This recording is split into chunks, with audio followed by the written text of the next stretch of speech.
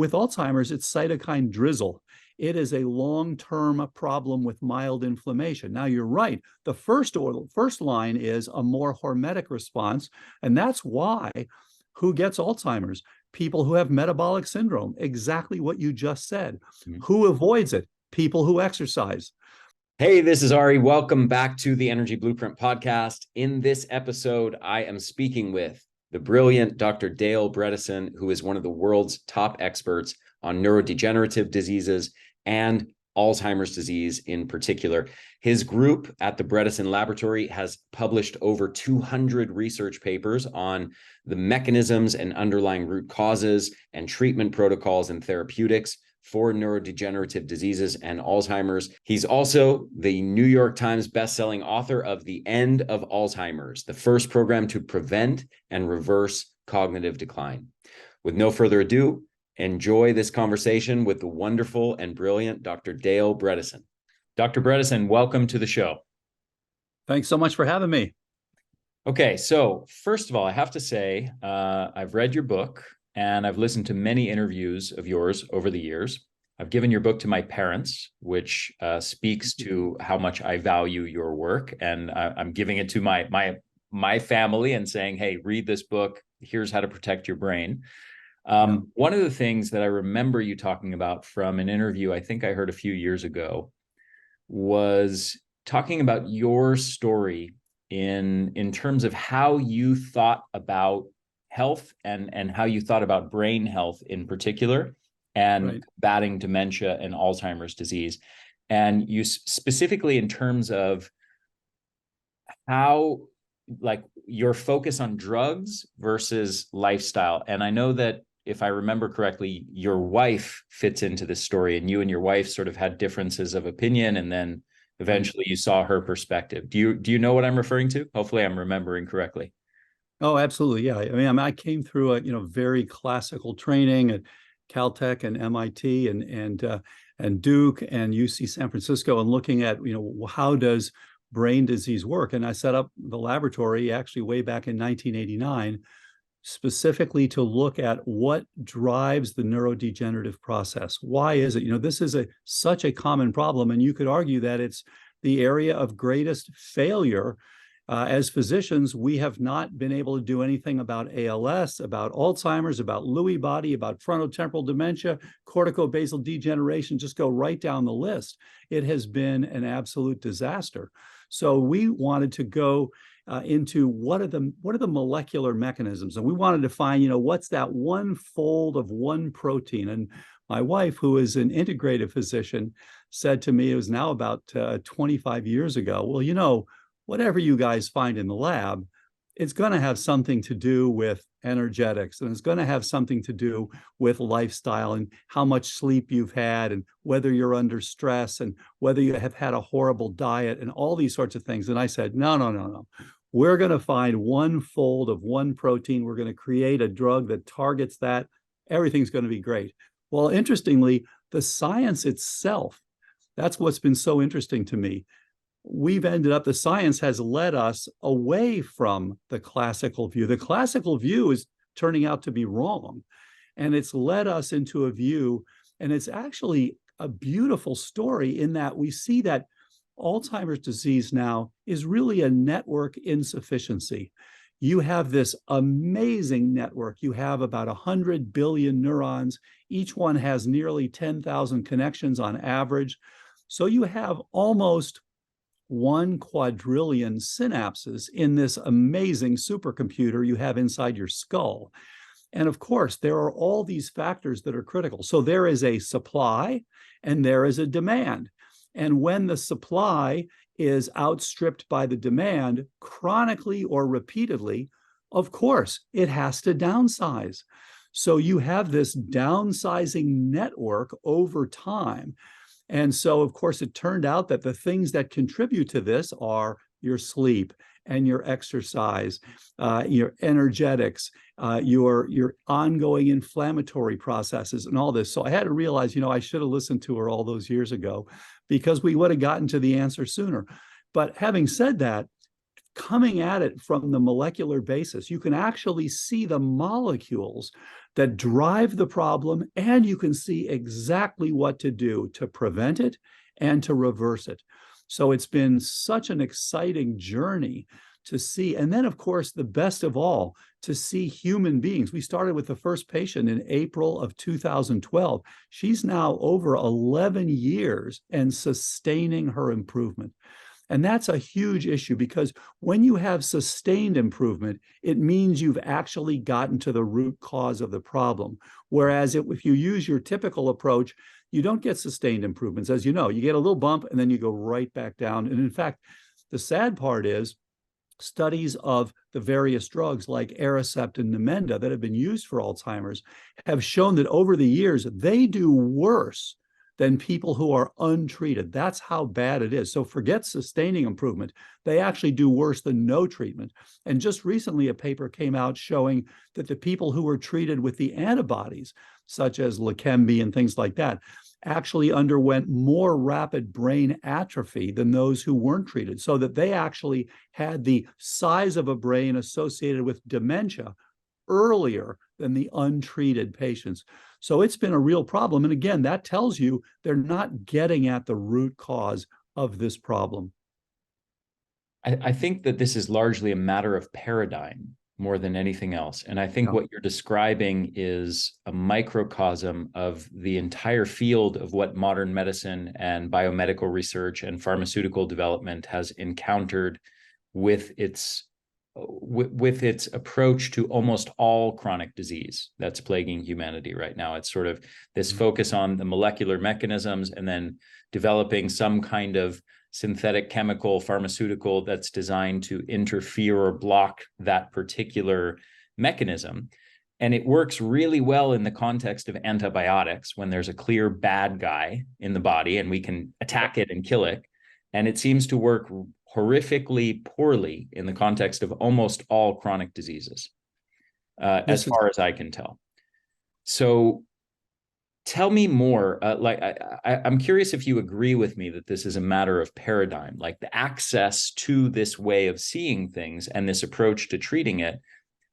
I think is not, you don't arrive at it if all you do is study the molecular and genetic and biochemical mechanisms of the disease. If all you're doing is focusing on the amyloid plaques and the neuronal degeneration and then trying to develop synthetic chemicals that interfere with those processes, I don't think that you can go down that pathway of thinking and then ever arrive back at, oh, well, actually exercise and eating a good diet might be the answer instead of more synthetic chemicals poured into the system. Do you know what I mean?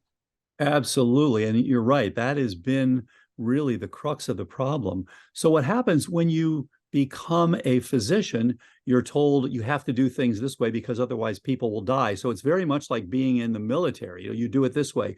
You better cut here. You better make sure that it's an aseptic field or you're going to kill somebody. So you have this mindset that you've got to do exactly what you're told. Well, then you've got a disease like Alzheimer's where there's no treatment. So they're telling you, okay, it's about amyloid. Go find that thing that removes the bad guy. You need to start much earlier and say, well, what is actually causing this problem? Why is the amyloid there? And this, this old idea, the amyloid's there to give you Alzheimer's, is so silly.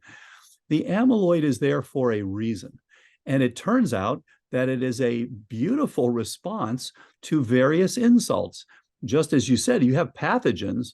The amyloid is a beautiful sequestrant and antibiotic. So it is an antimicrobial peptide that's been shown beautifully and first discovered actually by professors Robert Moyer and Rudy Tanzi at Harvard several years ago. And so, it is killing, and it's interesting. It has antiviral activity. It has antibacterial activity. It has antifungal activity. It's pretty remarkable, but it also has this interesting property of being a sequestrant. So you essentially coat these things. Great way to keep you away from these. Unfortunately, of course, because it is also part of the innate immune system. So it is part of your response to inflammation, part of your inflammatory response, which is one of the reasons we've pointed out Alzheimer's is about two major things. energetics, inflammation. Too little energetics, too much inflammation, you're on the wrong side of the curve and you are downsizing. So unfortunately, because of that, it's also doing things like, for example, it interacts with complement.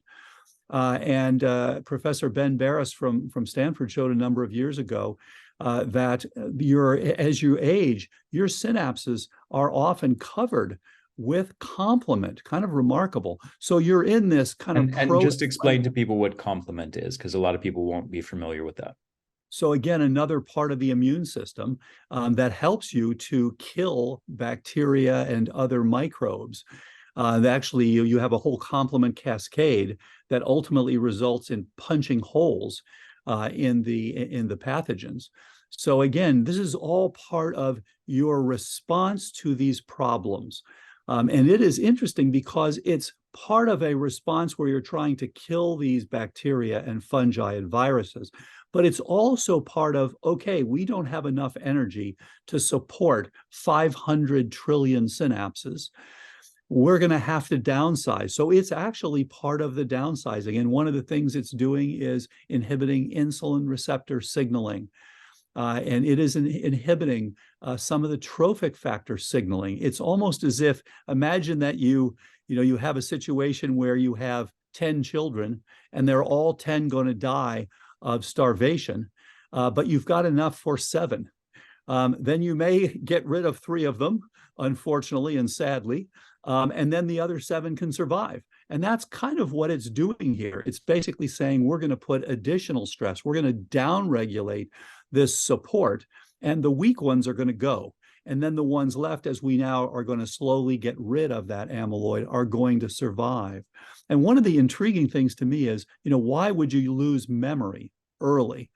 That's such a horrible thing to lose. Well, it turns out, if I said to you, hey, you can wake up tomorrow morning and you can either not remember new things. You can remember everything that's come up till now, so you can live your life, do all sorts of wonderful things, but you're not going to be as good going forward at remembering new things. Or you can wake up tomorrow morning and you won't remember how to speak or how to read or how to do your job. Well, that's an easy choice.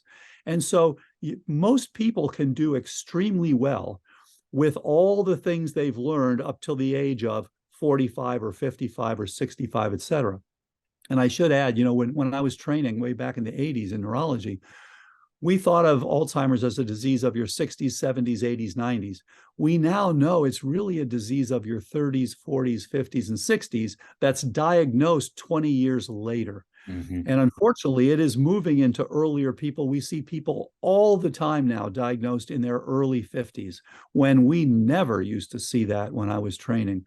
So things are changing, and we're beginning to understand a lot more about why that is and what to do about it. Actually, I'm writing a paper right now on these long-term sustained improvements, where we have people over a decade who've improved and then sustained their improvement. It's really exciting to see. Okay, so I want to parse out a couple things here that I think might be interesting and might be territory that I would guess you probably haven't explored before with any other interviewer. Mm-hmm. So you've described this process of sort of downgrading, downsizing, getting rid, sort of culling certain circuits and certain structures and functions, certain neurons in the brain, and saying, hey, we don't need that. Let's do some resource conservation here and try to engage mechanisms to conserve these functions because they're more important. Let's get rid of these other ones. But in a way, you can't support all of them. Yeah. This is kind of the opposite of how beneficial stress, hormetic stress, leads to adaptations in the body that actually confer increased stress buffering capacity, increased resilience. The most simple example, of course, is if I lift heavy things, if I create that demand on the system, I don't shrink the muscle. It doesn't downsize in response to that. It grows bigger and stronger to handle that demand. If I do endurance exercise, we know that endurance athletes have 400% more mitochondria in their muscles compared to overweight people with metabolic syndrome or diabetes, for example, who don't do endurance exercise. So there is the body's engaging mechanisms to adapt to that stressor that confers an upgrading, an increased size and capacity, an increased robustness and stress buffering capacity of those systems that are being challenged. So can you parse out how it is the case and why it is the case that these particular kinds of stressors or forces that are acting on the brain are leading to the downsizing of this system rather than increased robustness and capacity? Yeah, it's a great point. So this is essentially a backup plan. So what happens, we see that, for example, if you normally have exposure to a pathogen, you have your innate system come in, you have a short period of inflammation, you then hand it off to your adaptive system, which now is going to go after the specific pathogen. And part of the function of your adaptive system is to turn down the innate system. Now, what did we see with COVID-19? People who were dying of it were dying of cytokine storm. Their innate system would come in, but their adaptive system could not clear it, either because they didn't have a lot of energetics, and that's turned out to be a big issue. It takes a lot of energy to run your adaptive system, or because you're overwhelmed. And unfortunately, COVID-19, the SARS-CoV-2 virus, actually has molecular mechanisms to prevent you from early interferon responses. So you go for very little response, and all of a sudden, oh my gosh, I'm awash in these viruses. And so that's why you have this cytokine storm and why people die. And so with Alzheimer's, it's cytokine drizzle. It is a long-term problem with mild inflammation. Now, you're right. The first line is a more hormetic response, and that's why who gets Alzheimer's? People who have metabolic syndrome, exactly what you just said. Mm-hmm. Who avoids it? People who exercise. So you can see now, again, the problem is people keep saying, well, exercise isn't a cure for Alzheimer's. Well, no, it's because you're not looking at the whole equation. Yeah. You've got to look at all the pieces, but no question, exercise is a part of that. And no question, metabolic syndrome is an important driver. It multiplies in terms of time 3 to 5-fold your likelihood of developing Alzheimer's. So again, it's this beautiful network. You have all these things happening, and they are mostly related to energetics and inflammation. There's also some trophic support. There's also stress issues. There's also toxin issues, but they again boil down to energetics and inflammation. So You're right. It is a response, but it's a late response. It's essentially saying my hormesis has failed, and now I've only got the resources to support this much, and therefore I'm going to have to downsize. And so you can see immediately how to prevent it. You can see what we can do not to get to that stage. Yeah. I would also frame it as a sort of, and I should say that how the body adapts to stress is sort of a specialty of mine. It's the subject of my next book. I'm immersed in writing on this for about the last year now. I would say it's a sort of chronicity of stressors that are exceeding the stress buffering capacity of that system, such that it can't adapt. And the only response now is to try to do its best to protect itself against the overwhelming force of these stressors that it can't adapt to. Would you agree with that? Yes, and I would go one step further. Again, let's go back to how this works at the molecular level. So it's really interesting. And Dr. Alexei Karakin is one of my colleagues. We've worked together for many years and published a number of papers together. And he's pointed out that, again, if you look at amyloid, the thing that we vilify in Alzheimer's as being part of the innate system, it is really even more part of the innate system that is innate systems memory. And it was thought years ago, of course, you have an adaptive side memory where you have, memory lymphocytes that are looking at, okay, are you getting exposed to measles again or mumps or what have you? But it used to be thought that there was no memory for the innate side, but it turns out there is. And interestingly, amyloid is part of that. It lives, the innate systems memory lives at 3 places. It lives in your bone marrow, it lives in your tissue macrophages, and it lives in your endothelial cells, which is unfortunately one of the reasons these people have increased clotting often and some microinfarcts, as we see with COVID-19, of course. And so you have a situation where anything that can now tweak this memory. So, for example, you have adverse childhood experiences. You're now on high alert. You eat saturated fats. It's inflammatory. You're on high alert. So you're going to respond, have a hyper response. If you are ApoE4 positive, which is the most common genetic risk for Alzheimer's, you are now on hyper alert. Is essentially, you can look at Alzheimer's as a chronic hyper response to these various insults. And so stress plays a huge role in this, and in part because it tweaks that innate system memory. Just as you've got someone, two people walk into a bar and, someone looks at them wrong. The guy who's had no aces is going to say, ha. The guy who's had a lot of aces and is on high alert is going to go punch him because he's worried. He's had that. You see the same thing with dogs, for example. The little guys that are really worried, they're going to get upset very quickly. And so to some extent, you want to take that system and bring it down. And how do you do that? You remove the pathogens, you start eating polyunsaturated things like omega-3s, you get resolvins. Now you're bringing this down so that you don't have that hyper response. Great stuff. I want to integrate one more layer to this story, and it ties into this story of stress and stress buffering capacity on the system. So as I'm writing the chapter of my new book on the brain, I stumbled across a recent study from September 2022. I don't know if you've seen this, but it's called Demand Coupling Drives Neurodegeneration. And it says a model of age-related cognitive decline and dementia. Sure. Yeah. And basically, the gist of this study, maybe I'll read one little section of it. They said, in addition to not yielding effective treatments, the phenotypically heterogeneous biological processes that have been the primary area of focus to date have not been adequately shown to be necessary or sufficient to explain the risk and progression of Alzheimer's disease. On the other hand, a growing body of evidence indicates that lifestyle and environment represent the ultimate level of causation for Alzheimer's disease and age-related cognitive decline. Specifically, the decline in cognitive demands over the lifespan plays a central role in driving the structural and functional deteriorations in the brain.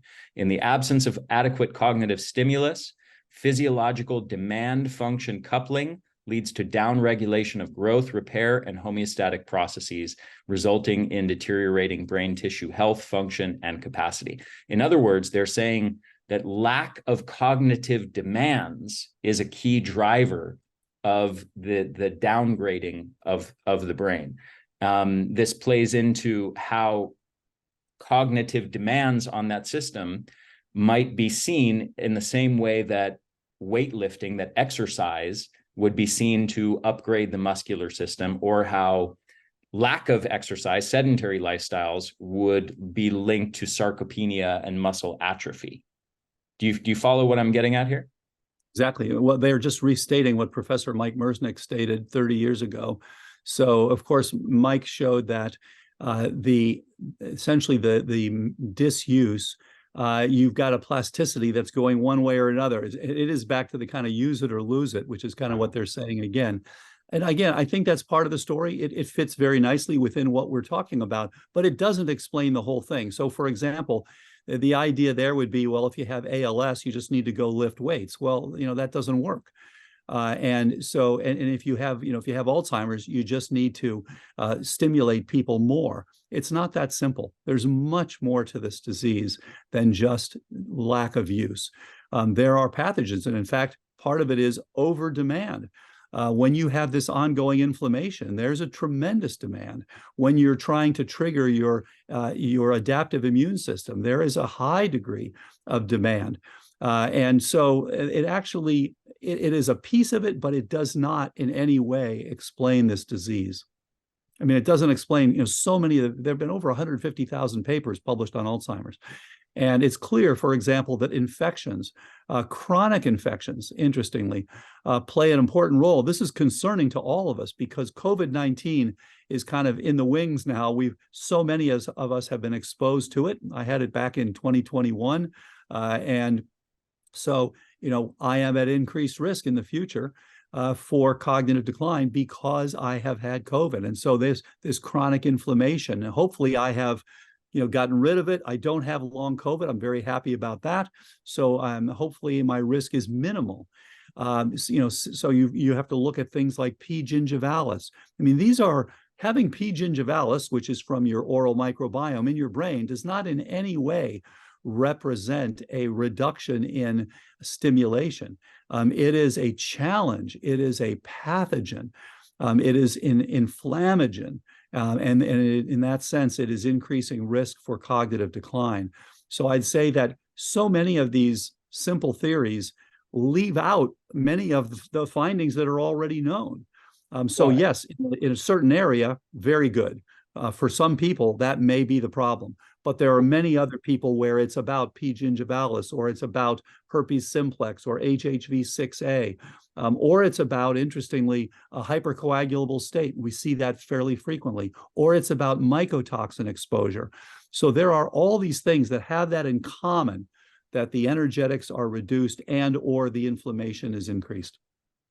So in this case, the question is, how much do you think cognitive challenge, like having a cognitively demanding life where you're asked to use your brain to solve problems, to figure things out, to focus, to use your memory, to do things that involve solving challenges and problems, even if it's something simple like crossword puzzles. This is kind of the emphasis on doing things like Sudoku and crossword puzzles and some of these brain games that are now emerging.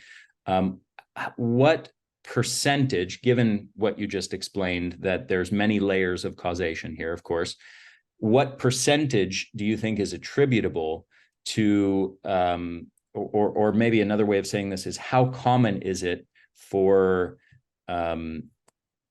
people who don't have cognitively demanding lives? Like, is it more common for those people to develop Alzheimer's than someone who is working into old age and doing a cognitively demanding job, for example? Yes, and that's been known for years. And interestingly, it's been attributed to cognitive reserve. So it's very clear that your level of education, as it goes up, decreases your risk for Alzheimer's. Now, the interesting point there is, let's imagine that the people who are doing more, who have had more, education, have been stimulating for longer, which is certainly not to say that education is always the way to stimulate your brain. There are lots of other ways. Let's say that they have more synapses. They have a farther way to fall before they get to the point that you can recognize they're not hitting on all 8 cylinders here. So, that actually makes some sense. So you're starting somewhere. Some people are going to start lower, some people are going to start higher. And then over time, of course, the ones that started lower are going to hit that threshold where you can notice something's not quite right here sooner. Interestingly, it has been suggested by some in the past that when the ones who start higher finally do hit it, they actually tend to go downhill more rapidly. And again, if you graph it out, you can see why that would be. That the people who are up here, by the time they finally get there, because this accelerates over time, they're now hitting it, and they're now have a more negative slope. So I wouldn't be surprised if that is indeed the case. But you have to have a certain number of synapses to kind of keep things going. But it also tells you the actual pathophysiology starts many, many years before the symptoms. So it's really important for us to remember, just as people used to study diabetes, and then they said, wait a minute, there's a pre-diabetes, and then there's a pre-pre-diabetes where you have insulin resistance. It's the same with Alzheimer's. There are things going on early on that lead to a diagnosis way down the road. And it's been typically said it's at least 20 years from when you start the changes, and that's been shown with serial PET scans and with serial spinal fluid analysis until you get to the point where you actually have a diagnosis. Now, the good news is there are new blood tests. And just as we all want to know our blood pressure, we all want to know our LDL particle number, things like that, our lipid panel, our LP little a, our ApoB. It behooves all of us to know our Alzheimer markers in our blood. So the first ones that have come out, p-tau 181 and A-beta 42/40 ratio. And these tell you whether there is ongoing activity in your brain. A lot of people say, I don't want to know because I don't want to know if I'm headed for it. Well, yeah, you do want to know because you want to do the very things that you've been talking about. You want to have a mild stimulation. You don't want to go crazy and stay up 3 nights in a row. That's not good for you. But you want to have some stimulation. You want to do all the right things. We have not had a single person yet who went on active prevention when they were asymptomatic and yet developed dementia.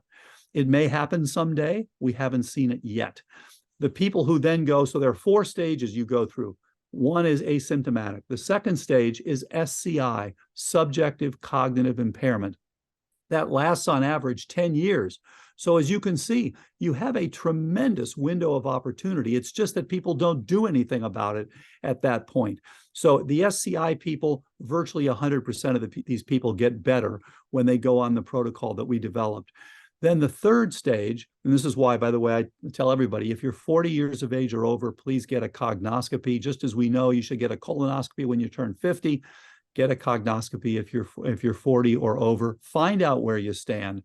I mean, now you can include p-tau 181 and A-beta 42/40 ratio. Pretty soon we'll be able to include GFAP, which is even an earlier marker, not as specific for Alzheimer's, but it's an early marker. So if it's normal, you're in pretty good shape because it's such an early marker. It's a marker of astrocyte activation.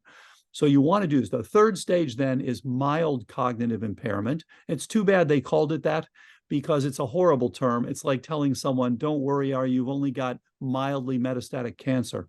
It's a relatively late stage of Alzheimer's disease, the third of 4 phases. Now, the good news, in our trial, 84% of those people still improved, even though they were relatively late. By definition, that means you're now starting to do poorly on cognitive testing, whereas SCI, you're still able to score in the normal range, but you know something's not quite right. With MCI, you're not scoring well. When you say improved, these people are actually having fewer symptoms or less degree of severity of the symptoms. They're not just slowing down the progression, they're actually reversing, correct? So glad you mentioned that, because the success with the drugs has been not to make people better or even keep them the same. It's to slow their decline a little bit, 27% for Leqembi. In our studies, we saw people actually improve and then they sustain their improvement.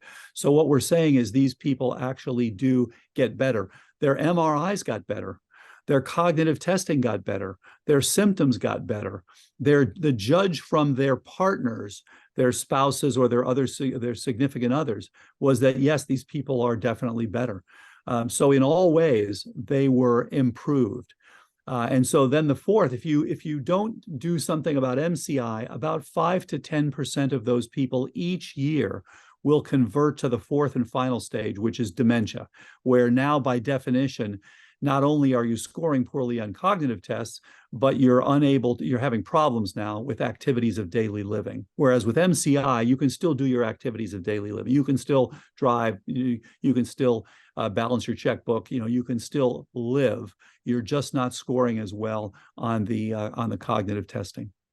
Let me ask you this. In your protocol, what you would prescribe to someone with, let's say, MCI or early stages of dementia, or where you measure some of these biomarkers that you mentioned and you see that they're elevated and you see that there's ApoE4 and there's a risk of Alzheimer's, even if there isn't a large presence of symptoms, and you prescribe a particular protocol for stopping the progression or reversing the progression into neurodegeneration and dementia. Yeah. Are there in your protocol drugs that would be harmful for someone who doesn't have any problems with neurodegeneration, meaning somebody who's perfectly healthy, if they, a 50-year-old person with no signs of dementia, if they followed your dementia protocol exactly as you outline it, would they suffer any ill effects or side effects from following your protocol, or would it be also healthy for them? Great point. And I think it's important for everyone to understand this. So what we're doing is called precision medicine. We are looking for each person. Okay, do you have P. gingivalis? Do we need to help your oral microbiome? Do you have herpes simplex? In which case we should give you some valacyclovir, which is a very benign drug and actually gets rid of the herpes and dramatic reductions in risk for decline. So the answer is no, there are no problems except a couple of areas where you kind of have to keep your eye on it and say, okay, wait, is this the right thing for me? So here's what they are. First of all, when we treat this, we start with 2 pieces. So we're going to do a core piece, which is 7 things for everybody. Just some of the things you mentioned: diet, exercise, sleep, stress, brain training, detox. And so many of us are exposed to toxins. It's a huge issue. And then some targeted supplements. These are all benign. So the main side effect of our protocol is better health. People are going to live longer. They're going to have more energy. They're going to have better mitochondrial function. They're going to have better sleep. They're going to get rid of their sleep apnea, all these sorts of things. Then beyond the core, we're looking at what specifically. Okay, so for example, do you have exposure to trichothecenes? If so, we need to get rid of those. Do you have exposure to mercury? If so, we need to get rid of that. Now, here's where we come into the things that could be borderline. People have to think a little bit. For some people, they have a hypercoagulable state. You can pick that up on genetics, and we treat them with nattokinase and or pycnogenol, sometimes lumbrokinase. If you have a bleeding tendency, you don't want to be on those things. So you have to be kind of decide, am I more on the hypercoagulable side or am I more on the bleeding tendency side? You wouldn't want to take nattokinase if you're onto that. The other thing that would be, again, you have to kind of decide, is bioidentical hormone replacement. So if your hormones are low, you're going to do better with your cognition because, again, this is a network insufficiency. By having the appropriate levels of estradiol, progesterone, testosterone, pregnenolone, DHEA, all those neurosteroids.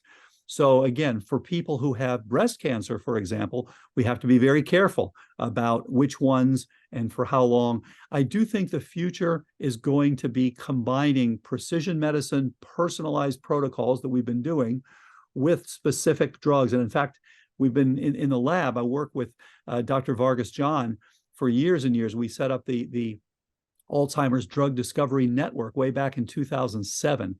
There's some very exciting new classes of drugs coming out from there that I expect will be part of the future. But you want to know when you do something that is non-physiological, and any drug is non-physiological, you have to look very carefully. What are all the things I'm doing to this system? We want to do as much as we can physiologically. You talked about stress earlier. Critical part of physiology. It's important to have it when you need it. It's important to not have it chronically, as you know. So for these drugs, you want to be very careful. And as an example, inhibiting the cleavage of APP to go toward the side of downsizing. You can do that mildly and help to do better, but you don't want to shut it down because it is there to respond to pathogens. So again, I think in the long run, we're going to be able to do better and better and better with really addressing all of the things that are driving the cognitive decline. We're already getting unprecedented improvements, and I think we'll be able to do better and better and better. So for example, we've had people go from MoCA scores, MoCAs go from 0 to 30, it's Montreal Cognitive Assessment. We've seen people go from 18, which is the 4th stage, early dementia, all the way to 30, which is a perfect score. We've seen people go from 0, which is end-stage dementia, to 9. We've never seen anyone go from 0 to 30. That's the goal. We'd like to be able to take someone who's in the end stages of dementia and make them normal again. Hasn't happened yet. It's probably going to take some stem cells. It's probably going to take some intranasal trophic peptide support. We don't know yet, but that's the goal. Okay, so As someone moves more and more, as you were just sort of alluding to there, as someone moves more and more into the disease state, we see more and more layers of dysfunction in more and more physiological systems.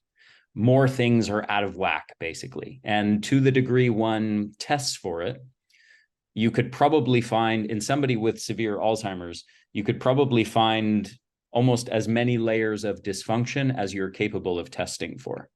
And, you know, with the emergence of things like metabolomics technology, where we can test for thousands of metabolites instead of just the 50 or 100 or so that are commonly tested for, I suspect we'll probably find hundreds or thousands of more layers of things, different biochemical and cellular mechanisms that are dysfunctional in the gut, in the brain, in the muscles, in the blood, you know, wherever you test for it. I suspect you'd find it if you're capable of testing for it.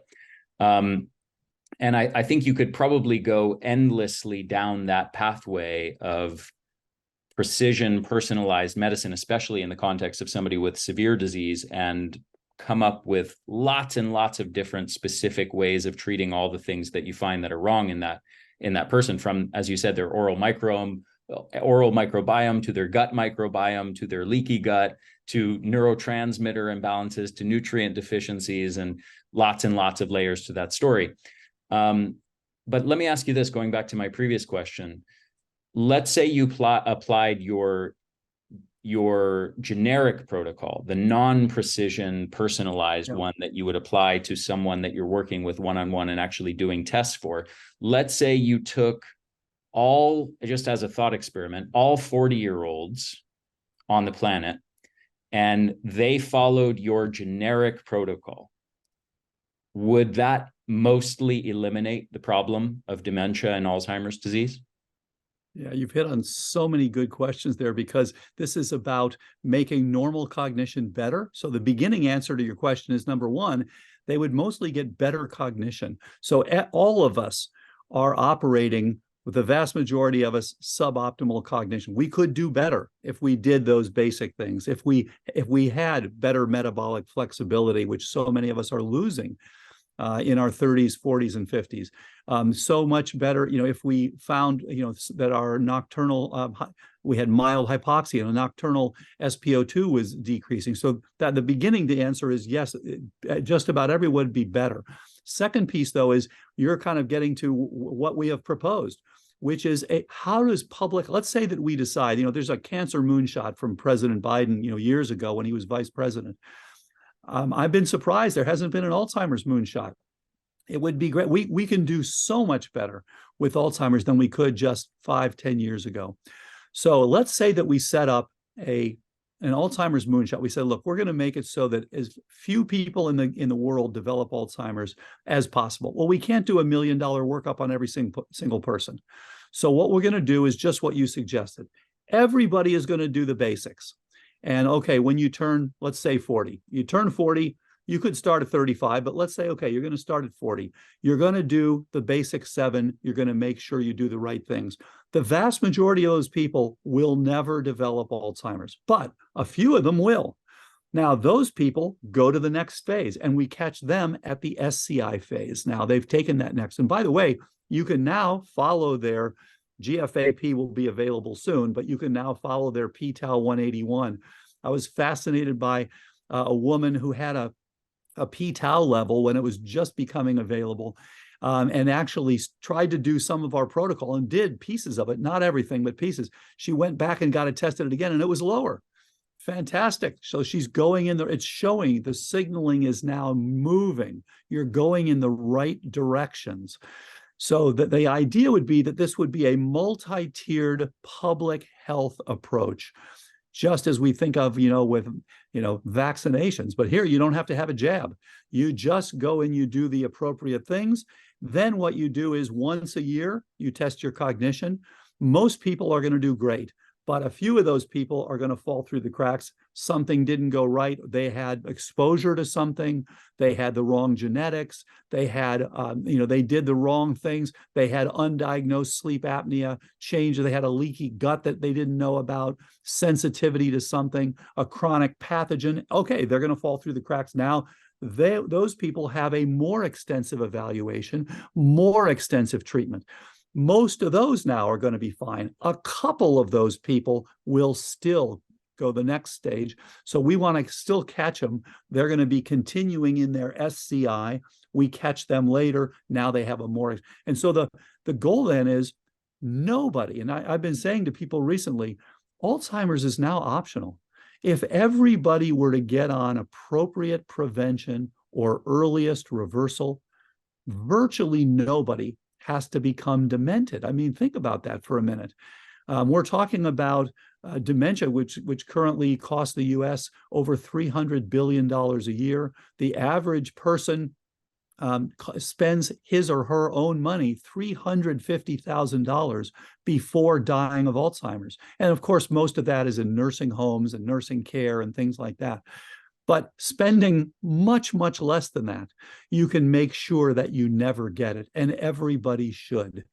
And so that's really what I'm getting at is, to some extent, going back to the initial thing we were talking about, this is a matter of paradigm. Is the Alzheimer's epidemic, should we treat it in the way we think about this problem? Should we treat it as a deficiency of drugs that we haven't yet found, and that the real problem is that we just haven't synthesized the right chemical in a laboratory that will interfere and block these pathways in the brain that lead to this disease? Is Alzheimer's, are we thinking about it as a deficiency in a pharmaceutical, or are we thinking about it as a breakdown of health, a breakdown of the optimal physiological function of the various systems of the body? Because that's what your formula is really all about. You're teaching people, you're not saying, here's the drug to fix your Alzheimer's. You're saying, here's the program to make your body and brain healthier, which happens to result, and we can look at the mechanisms at the level of the brain as they relate to Alzheimer's. But one of the effects, one of the many, many physiological effects of that program is that it also happens to prevent dementia at the same time as it prevents dozens of other diseases. Is that correct? Absolutely. And you started this whole discussion by talking about paradigms, and I couldn't have said it better. This is about paradigms. How do you look at health? How do you look at medicine? And I came from the old-fashioned paradigm and was trained in the old-fashioned paradigm. What's the drug we're going to get that's going to get rid of Alzheimer's? Like, that's a tall order, man. What do we start thinking? But now when you look under the hood and you start looking what's everything, how is it connected? I think of this, as the medical internet. So, back in the 1960s, DARPA said, hey, we can all connect up our computers. We can communicate. So communication, information, recreation, commercialization. This has all happened through the birth of the internet going way back to the 1960s. Well, now what's happened is we're seeing the medical internet, which is that the many, many nodes of interaction between your gut and your brain and your pancreas and your liver and your bones. All these things are connected with this amazing, beautiful physiological internet, and that now they're all connected. And so what we're saying is, what's happening with these connections? Why? You have to ask why. In the medicine I learned in the 20th century, it was about what it is. We learned to make a diagnosis. It's measles, it's a broken leg, whatever, and then we try to fix it. The 21st century medicine is about why, not what. Why is it? And yes, you have some drugs if you want to use them at some point, fine. But remember that they're going to mess up physiology. So be careful. Use them appropriately at the right amounts of the right ways. But the bottom line is you want to know why. I know it's been so surprising to me. If you look up functional medicine on Wikipedia, it basically says, this is hokey stuff that doesn't work. Oh my gosh. Jeffrey Bland is a hero. He created a new way, a new paradigm of understanding medicine by saying, let's look at what causes the problem, the root causes. If you've got hypertension, don't just take a calcium channel blocker, figure out why you have hypertension. Maybe you've got some, unresolved stress issues. Maybe you're eating too much sugar. we're learning the molecular mechanisms of these. And I would add one more thing, which is so common. Professor Rick Johnson has done beautiful research over the years, and Dr. David Perlmutter has published a nice book on this called Drop Acid. And the point is that when you have fructose exposure, it fits exactly with our model. The fructose, as Rick showed, is telling your body winter is coming. Drop your ATP levels, drop your energetics by about 15%. Well, when you're developing Alzheimer's, nothing could be worse than dropping the support to your brain. So you're getting ready for hibernation. You're dropping these things down. So strangely, fructose actually decreases your energetics and contributes to your likelihood of developing cognitive decline. So you're absolutely right. You have to change the paradigm. You have to address what's actually causing the problem. How much do you think that relates to consumption of fruit versus things like high fructose corn syrup and soda and other processed foods? Well, as Rick points out, it's 99% about high fructose corn syrup and other things, because fruit has the appropriate fiber in it. It has all sorts of wonderful nutrients. And as he pointed out, the only time fruit activates this is when you're an animal that's eaten 200 pieces of fruit because winter's coming. Yeah, okay, in that case. But for those of us who are eating fewer than 200 pieces of fruit, we're not going to have a problem. Eat an apple, it's not going to hurt you. Eat some berries, not a big deal. To be fair, you start eating fruit, you can see yourself coming out of ketosis. So you can also check your ketone levels with, breathalyzers or with blood stick, and you can see, and you may have to adjust a little bit. But what you really want is that metabolic flexibility. Again, another thing taught to me by my integrative physician wife, that this is really, when I was first telling her that, hey, we got to get these people into ketosis, because when you look at their energetics for their brain, it really has to do with four things. It has to do with their oxygenation. It has to do with their cerebral blood flow. It has to do with their mitochondrial function, and it has to do with their ketone levels. So yeah, as her point was, no, wait a minute, it's the ability to burn both. And unfortunately, as you know, you can burn ketones or you can burn glucose. But as we become insulin resistant, we lose both of those, because the high insulin levels make it so you can't make ketones anymore. So when I see patients with cognitive decline, to me, this is an energetic emergency. So I get them going initially on just exogenous ketones, just at least give them back part. Then we make them insulin sensitive, and then we make them so that they've got wonderful metabolic flexibility and they do very well.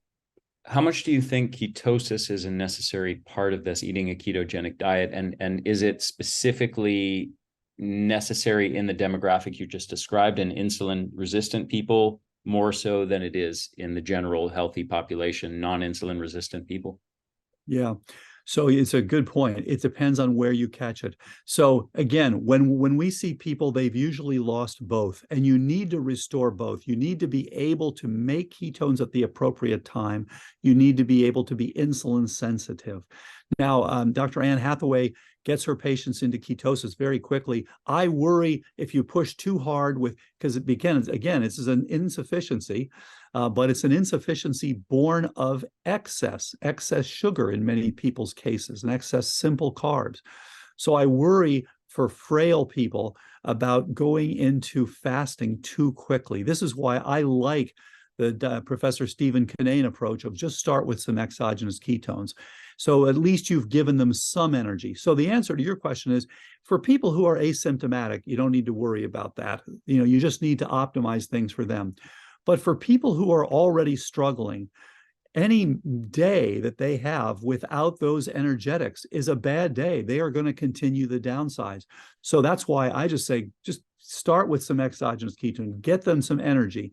Then it takes a few weeks, as you know, to get into. And by the way, exercise is an important part of this, getting those energetics back, becoming insulin sensitive again. Then you can ease them into endogenous ketosis. And so as long as you're flexible, you're in great shape. But again, when you're having trouble, you've typically lost both of those avenues.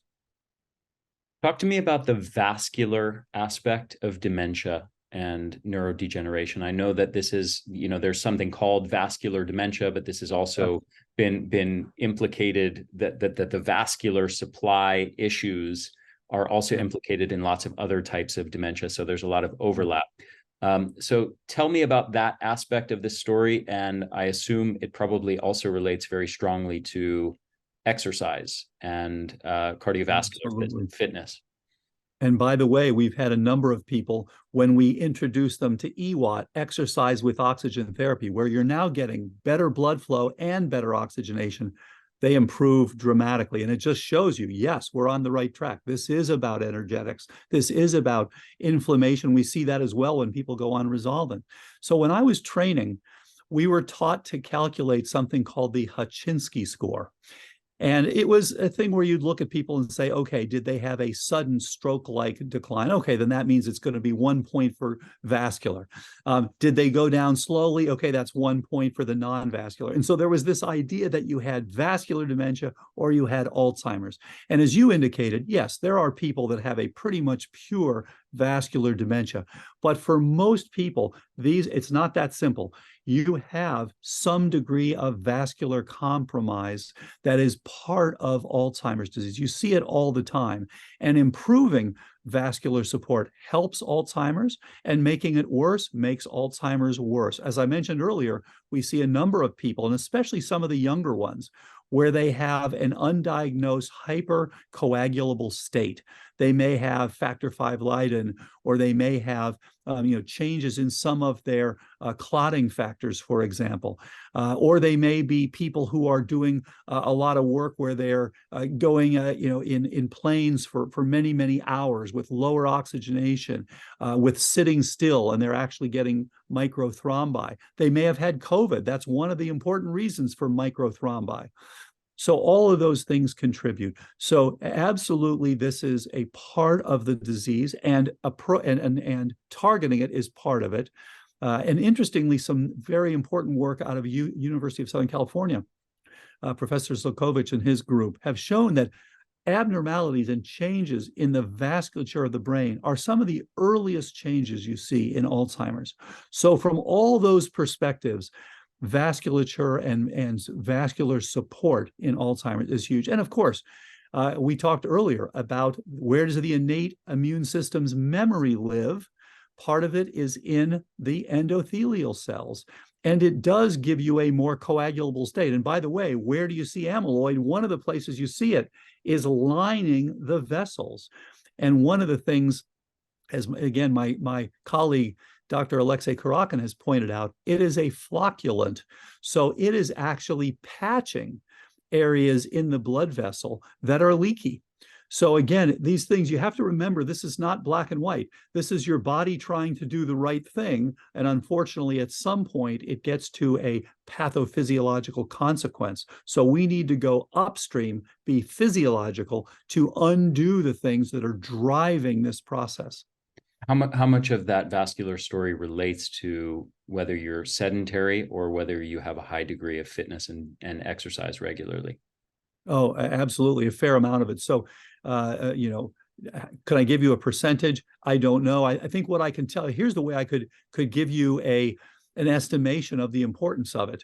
A study was done years ago that showed here's the degree of change you get with 1 copy of ApoE4. So if you have 0 copies of ApoE4, and that's 3/4 of the population, your lifetime risk is about 9%. If you have 1 copy, and that's 75 million Americans, most don't know it. You should find out, because you can address it. Your chance goes up to 30%. And if you have 2 copies, your risk goes up to about 70%.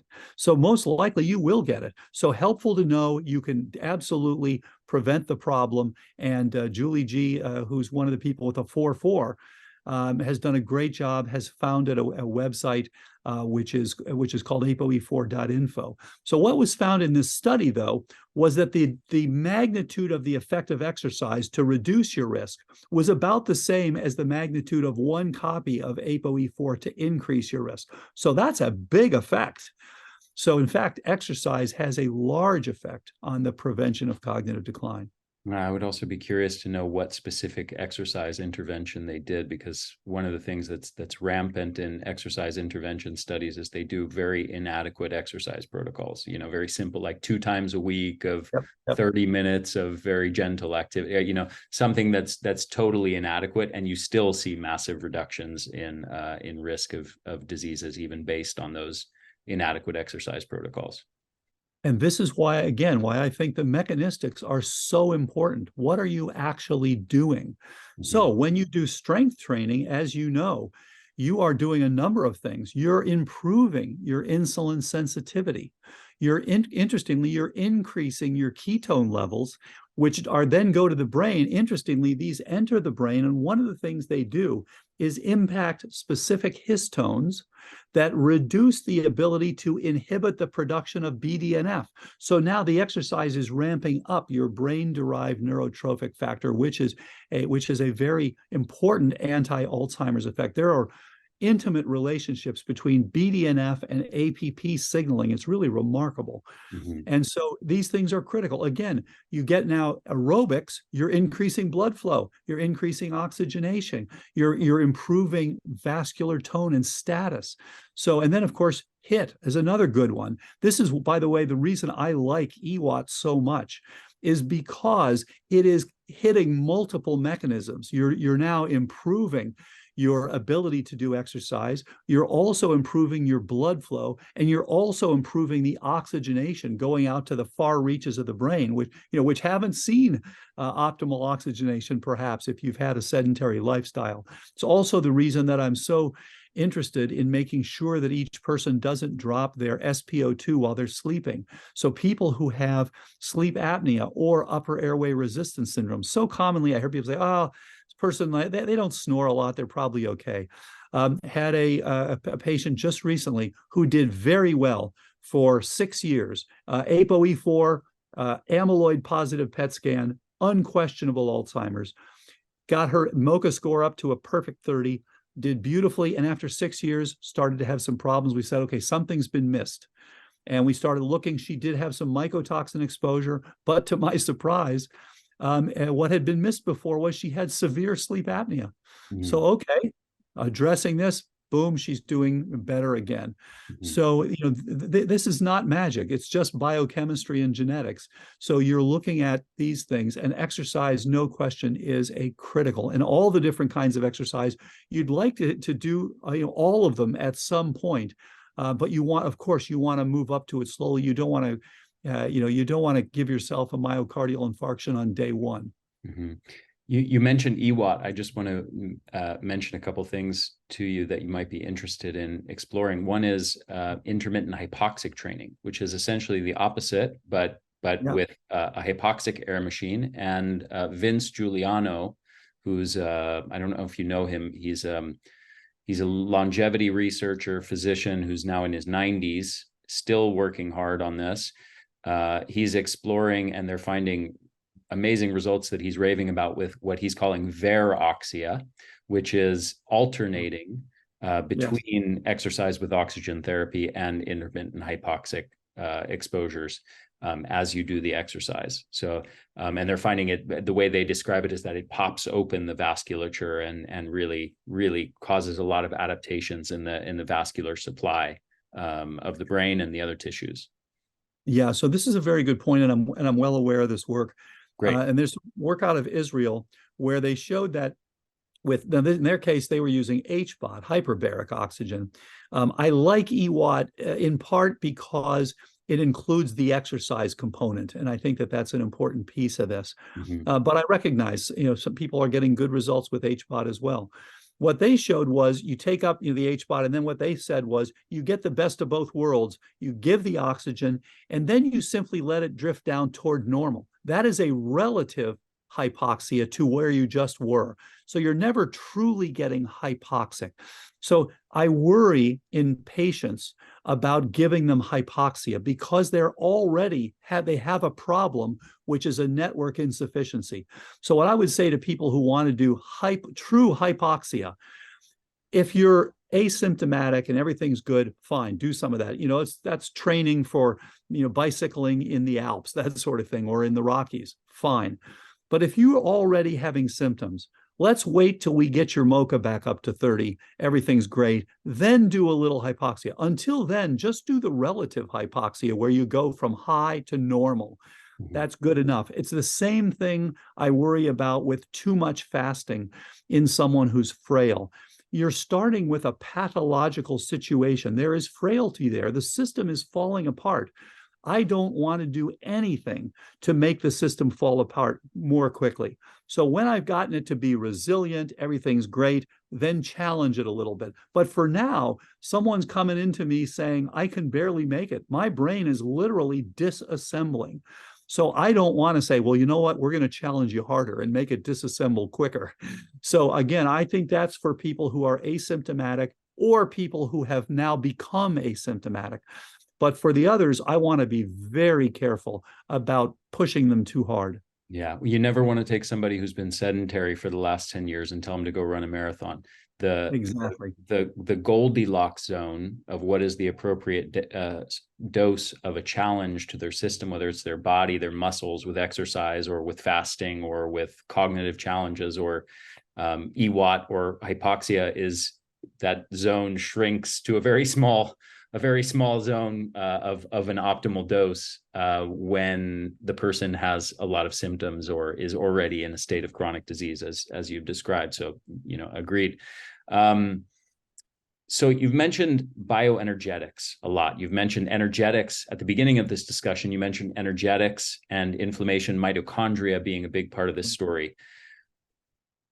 I'm wondering what your main approach is to improving mitochondrial health in the brain. What specific things maybe you find most effective, or how would you describe maybe how your protocol works to improve mitochondrial health in the brain? Yeah, great point. And again, you have to look at, where are these mitochondria living? What are they asking for? So, like everyone else, I start with supporting the mitochondria. So things like ubiquinol, although it was very interesting to me that the paper that came out showing that ubiquinol basically just gets oxidized to CoQ. So whether you're taking ubiquinol or you're taking CoQ, you're going to end up with CoQ, which is then going to be reduced to ubiquinol. So I think that's interesting. And then increasing your NAD levels, whether you like NMN or whether you like nicotinamide riboside or niacinamide. There are multiple ways to get that NAD level up. And then, of course, there are cofactors like vitamin B6 and things like that. So I use kind of a standard.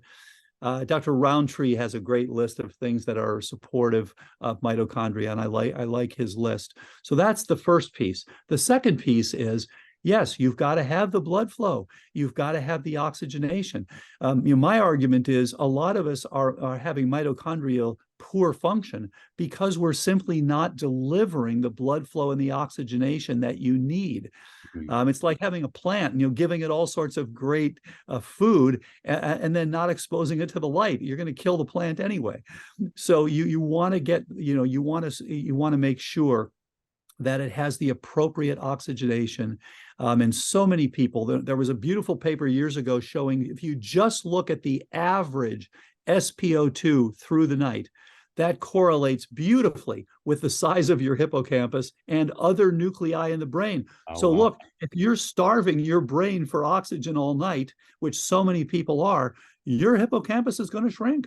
So let's get that up. Let's get the blood flowing. Let's get the oxygenation. That's critical. Let's give you the ketones that you need at times. Let's make sure you are if you look at the metabolic flexibility, it's largely about care and feeding of your mitochondria. And then the other piece of this is these things doing all the right things don't help you that much if you're sitting there living in mitochondrial toxins. And, so many of us are. So, what is Parkinson's? A big part of Parkinson's is mitochondrial complex 1 inhibition. So if you're exposed to paraquat, if you're exposed to MPTP, if you're exposed to trichloroethylene, if you're exposed to a number of the mycotoxins, you're poisoning your mitochondria. So it's about supporting them. It's about giving them the oxygenation and the blood flow, but it's also about let's get rid of the toxins that are sitting in there And there's some nice work out of IGL out of Germany where they're looking at epigenetics. I do think epigenetics going to be so helpful to us in the long run as they get better and better and better. We already have things for looking at biological aging, but by looking at the epigenetic programming, you're going to be able to say, look, this program is the sort of program we see when people are exposed to trichothecene A, whatever, what have you. And there's already a little bit of that going on with IGL, looking at what toxins are actually sitting on your DNA. But now we'd like to know what toxins are affecting your mitochondria and what sort of pattern does that lead to. As we do this, now we're looking at all these things that you and I have been talking about. We'll get better and better. We'll be able to focus more and more and say, look, this is the main one or two things that are driving this person's cognitive decline. Now we're dealing with 5 or 10 or 15 things. But if we'll ultimately be able to say, this is the thing that's driving this person's, and if we just get rid of that, they're going to do pretty well. So I'm very excited about the future of epigenetics because I think it's going to get better and better and better at telling us what's driving this. So those are the sorts of different pieces that we use to make sure that your mitochondrial function is optimal. But you're absolutely right. One of the big problems we have is there's not a simple way that, now we can look at p-tau and things like that. There's not a simple way to say, what is wrong with your mitochondria? Tell us exactly what's wrong. Is it at complex 1? Is it at complex 4? You got to do some pretty sophisticated biochemistry to get there. I would love it if you can now look at do a simple clinical blood test and say, aha, this is because of poor oxygenation, whatever. And to add to that complexity of testing for mitochondrial function, one of the big challenges it's not just whether the mitochondria that are there are highly functional or not highly functional.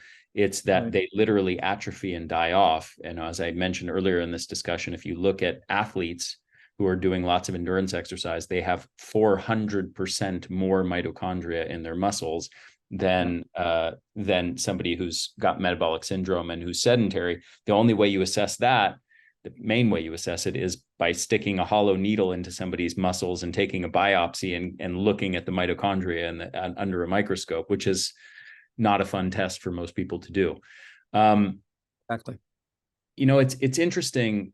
I'm often struck, I'm reading Peter Attia's new book on longevity right now. Your book, I would also put in this category. It's like MDs who spend such a long time studying pathology, studying disease, and pharmacology, the drugs that one prescribes for those disease states, ultimately ending up in a place where now what you're really doing is teaching people about health, which isn't even something that you learned about in medical school.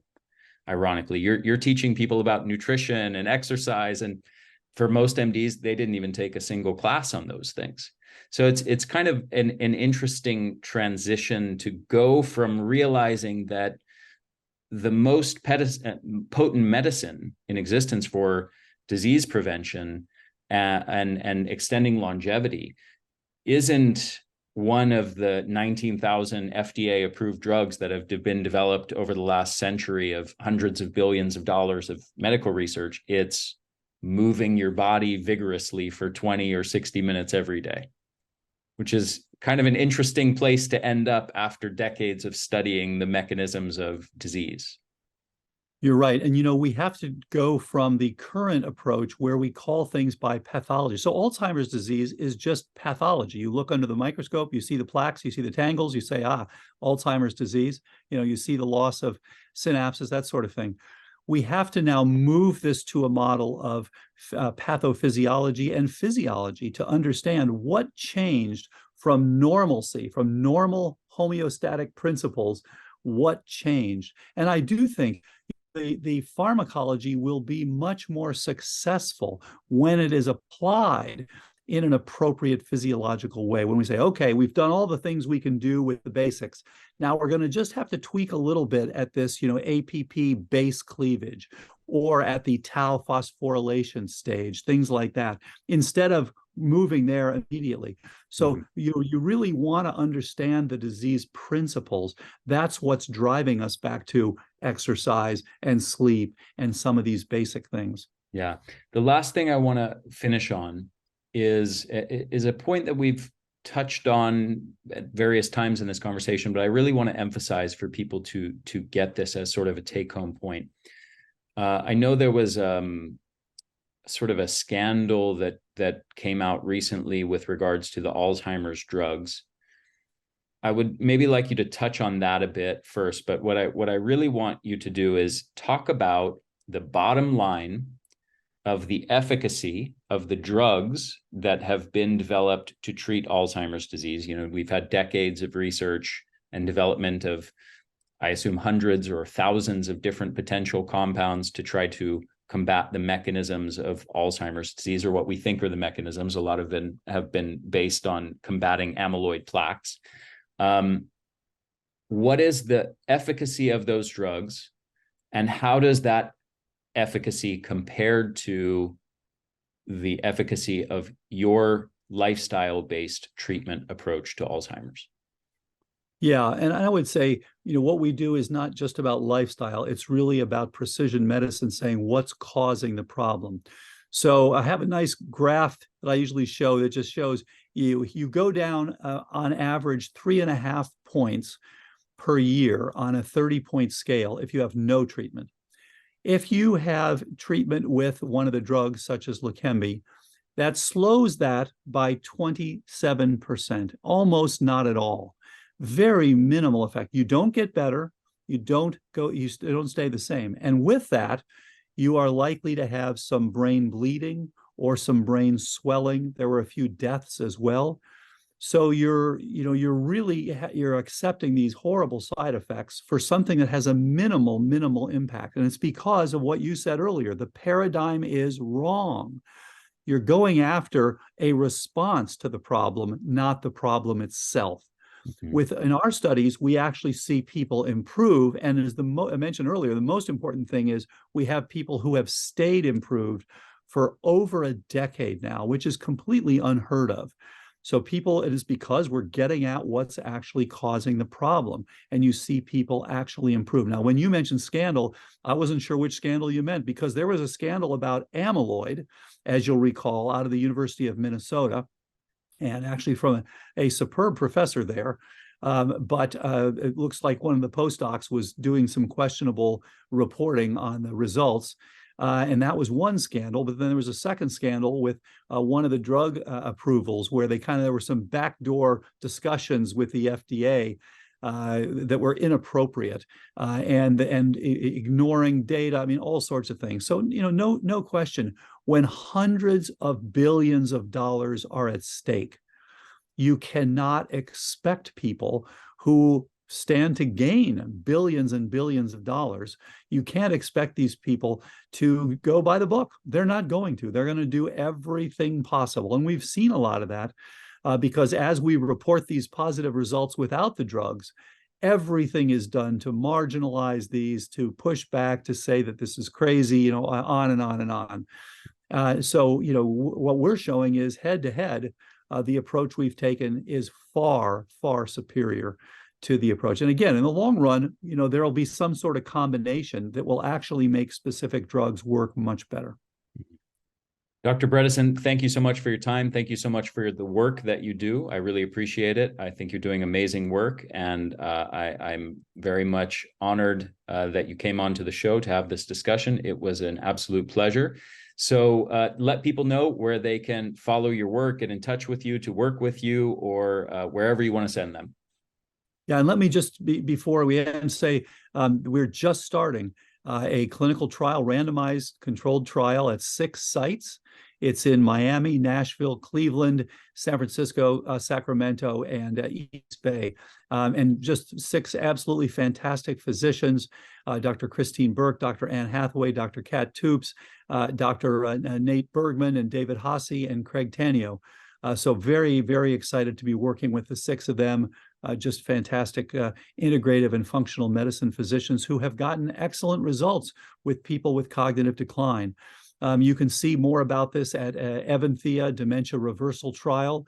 You can see more on my work in the books you mentioned, The End of Alzheimer's Program, and The First Survivors of Alzheimer's. We now, and you can also see on Facebook Live and Facebook Dr. Dale Bredeson. So again, appreciate you having me on. I really, we all need to get the word out.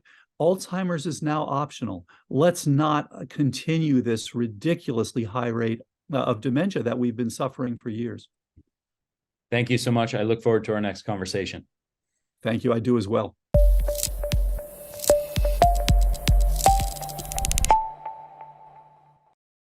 Hey there, this is Ari again. Thank you so much for listening to this episode. I hope you enjoyed it. If you did, if you found it valuable, please share it with your friends, share it with your family, help me get the word out there. Also, if you're on YouTube, make sure to hit the subscribe button and hit that little bell to get notifications every time we release a new video or new episode of the podcast. And if you're listening to this, make sure to subscribe to this podcast on iTunes or on your favorite podcast app. Thanks so much for supporting my work at the Energy Blueprint. I hope you enjoyed this episode. I will see you in the next